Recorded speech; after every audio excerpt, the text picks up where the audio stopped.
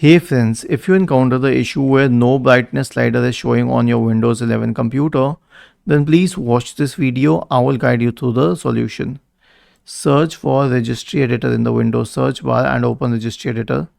Go to HKey Current User, Software, Microsoft Windows Current Version Policies on the list on the left hand side. Now in the right pane, if the brightness slider is not showing it, if it is not working, if it's grayed out, then you will notice an entry named no disp CPL. Double click on it and it will show the value data as 1. Change it to 0, click on OK, restart your system, the problem will be fixed. It's as simple as that.